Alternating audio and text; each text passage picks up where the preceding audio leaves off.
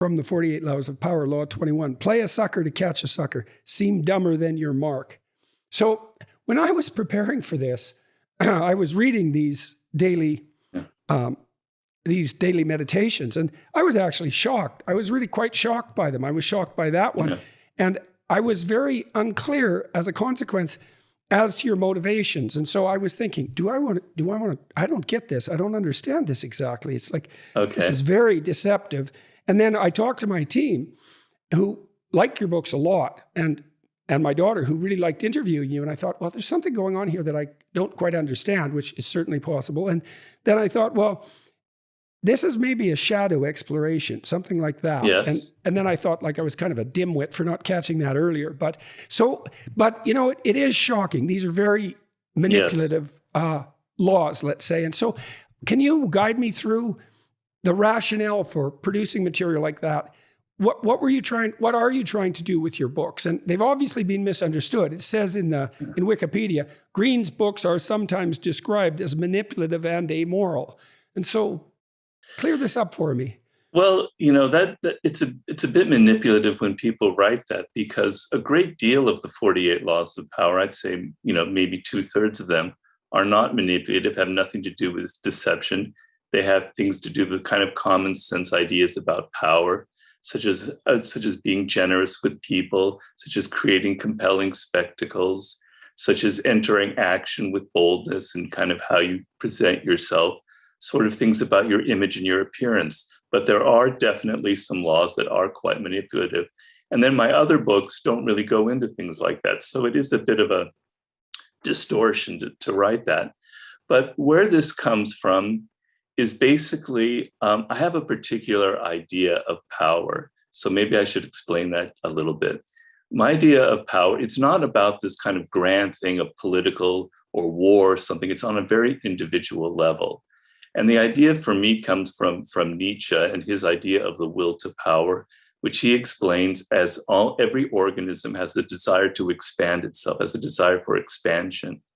And so I think that for human beings, the desire that we have this innate propensity for wanting to expand beyond our limits. We want to feel like we have some degree of ability to influence other people, that we can control our own career and learn more and develop greater skills and have more kind of power and influence in our life. The feeling that I cannot have any power or influence over my children, my spouse, my colleagues, my boss, my career in general is deeply, deeply unsettling for the human animal and causes all kinds of attempts at what I call negative power, passive aggression, etc., setting yourself up as a victim to kind of leverage power in a negative way. And so the problem is, a lot of this comes from Machiavelli, who inspired a lot of the 48 Laws. The problem is that we live in a world where this desire for some kind of power butts up against kind of codes of behavior that have gotten stricter and stricter and stricter, particularly in the 21st century, about what is acceptable, about what is politically correct. So we're supposed to appear to be these paragons of virtue, these paragons of fairness and democracy, et cetera. At the same time, we're all trying to angle for different degrees of power in our work, in our relationships, et cetera. And so because of that dynamic, we have to be extremely careful in this world. And I compare it to the courts of like Louis XIV, where all of the courtiers, if they're too overt in their power moves, the king will disapprove of them and will not banish them, but they'll be kind of excluded to the corner of the palace. And so the game was to be sort of indirect, to be polite and ingratiating. And if you had an enemy, to know how to kind of very quietly get rid of them.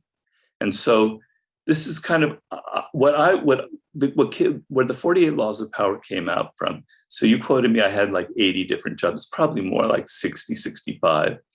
But I saw all kinds of very deceptive games being played continually in the various different jobs I had. And I worked in every conceivable field.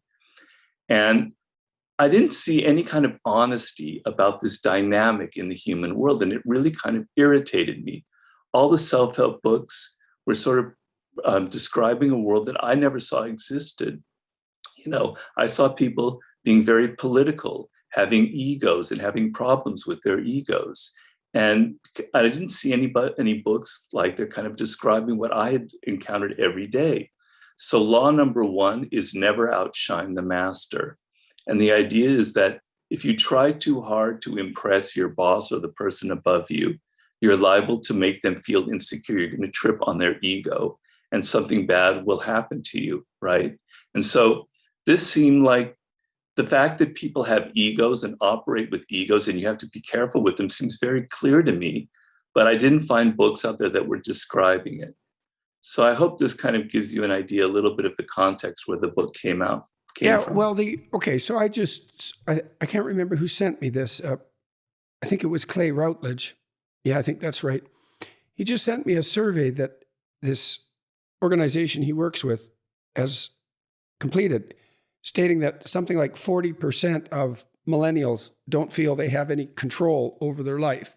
Right. And so that is related to the first issue that you brought up. And you obviously consider that problematic. And you said that, well, it's good for us to have some control over our destinies and also to feel that that's a possibility, to see it at least as a goal.